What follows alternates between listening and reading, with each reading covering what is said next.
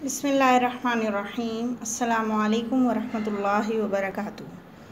कैसे हैं आप सब बच्चों? खैरियत से हैं जी बच्चों। आज का सबक शुरू करने से पहले दुरूद शरीफ पढ़िए और इल्म में इजाफ़े की दुआ पढ़िए। जी बच्चों, अब कुछ सवालात मैं आपसे पूछना चाहूँगी पहले कि आपके घर में कितने कमरे हैं? जी शाबाश। हर बच्चे के घर में मुख्तलिफ़ कमरे होंगे। किसी के घर में 3 होंगे, कहीं 4 होंगे, कहीं 5 होंगे, कहीं 10 होंगे। ठीक है, मुख्तलिफ़ तादाद होगी। सही। अच्छा जी, अब आप मुझे बताइए कि आपके स्कूल की इमारत चौकोर है या गोल?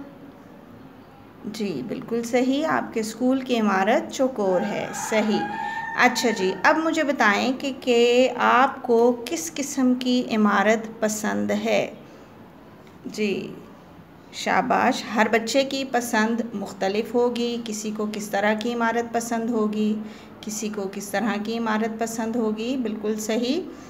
अच्छा जी, अब देखें कि कुछ घर में जब हम कोई चीज़ पकाते हैं तो क्या करते हैं कि पहले तमाम मसाला जात जो होते हैं, जो सब्ज़ी या गोश्त या पतीली, आग, माचिस वग़ैरह सब कुछ तैयार करके रखा जाता है। उसके बाद फिर खाना तैयार किया जाता है तो ही अच्छा खाना पकता है ना। ठीक है, अगर चीज़ें मुकम्मल नहीं होंगी तो खाना अच्छा नहीं बनेगा। बिल्कुल इसी तरह जब कोई घर या कोई इमारत बनानी हो तो उस जगह का रकबा जो है उसको नाप कर हर जगह की पैमाइश की जाती है और उसके बाद फिर नक्शा तैयार किया जाता है। जी जैसे आपके सामने मौजूद है इस वक्त एक घर का नक्शा है।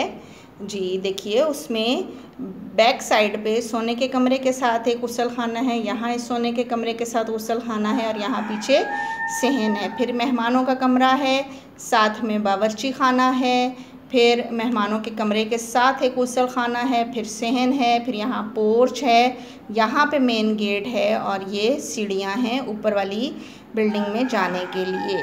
ठीक है, तो ये जो नक्शे होते हैं ना, ये हमारी रहनुमाई करते हैं कि हमने दुरुस्त तरीके से एक इमारत बनाई है या घर बनाया है या स्कूल बनाया है या क्लासरूम बनाई है। ठीक है, जो कुछ भी है, एक घर बनाने के लिए, एक इमारत बनाने के लिए नक्शा बहुत ज़रूरी होता है। अब देखें, जैसे यहाँ आपके सामने मौजूद है क्या?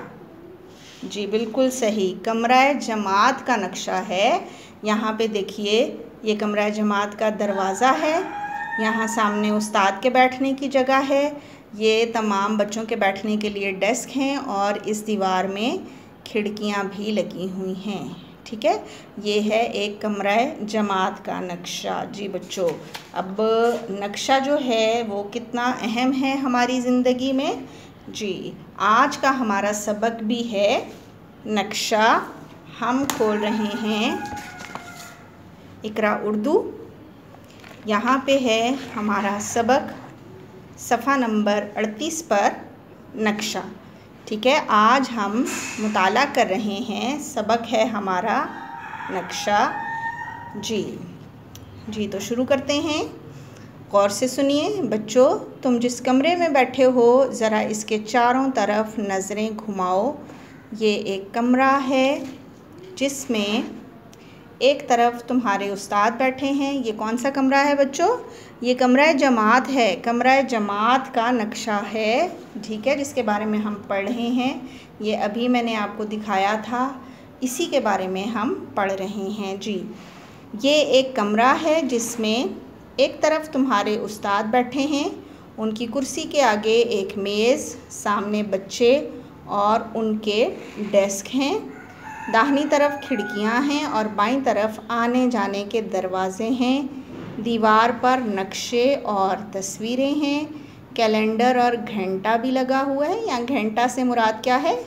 घड़ी, वॉल क्लॉक। जी अब अगर हम तुमसे इसकी तस्वीर बनाने को कहें और तुम जब वो तस्वीर बना लोगे तो वो इस कमरे का नक्शा होगा जो कुछ इस किस्म का होगा। जी ये आपके सामने मौजूद है।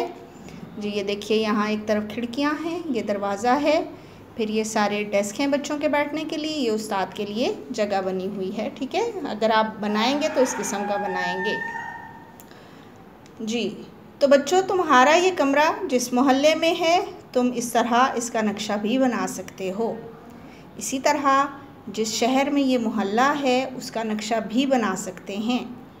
इसी तरह ये शहर जिस मुल्क में है उसका नक्शा भी बनाया जा सकता है, और ये मुल्क जिस बड़े ज़मीनी हिस्सा में है और जिसको बर-ए-आज़म कहते हैं उसका नक्शा भी बनाया जा सकता है। और इसी तरह हमारी दुनिया का नक्शा भी तैयार किया जा सकता है जिसमें ज़मीन और समंदरों को दिखाया जा सकता है।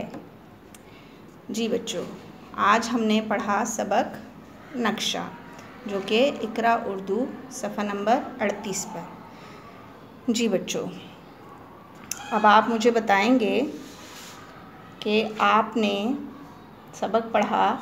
ये मुझे बताइए कि आपके कमरा जमात में या आप जिस कमरे में बैठे हैं उसके दाईं तरफ क्या है? जी सही, आप अपने कमरे में के बारे में बताएंगे और बताएंगे कि दाईं तरफ और बाईं तरफ क्या है। फिर आप मुझे ये बताइए कि बड़े ज़मीनी हिस्से को क्या कहते हैं? जी बिल्कुल सही, ज़मीन के बड़े हिस्से को बर-ए-आज़म कहते हैं। सही। अच्छा जी, क्या मुझे बताएं कि क्या नक्शा में ज़मीन और समंदरों को भी दिखाया जा सकता है? जी बिल्कुल सही, नक्शा में ज़मीन और समंदरों को भी दिखाया जा सकता है। जी बच्चों, आज का सबक मुकम्मल हुआ। अभी आप होमवर्क नोट करेंगे। आज का होमवर्क नोट कर लें। सबक नक्शा का मुताला आपने करना है 5 बार, और इसकी इमला की तैयारी भी करनी है। आपने इमला की तैयारी करके अपनी नोटबुक में इमला के लिए सफ़ा भी तैयार रखना है। इंशाअल्लाह नेक्स्ट वीडियो में मैं आपको सबक नक्शा की इमला भी करवाऊँगी।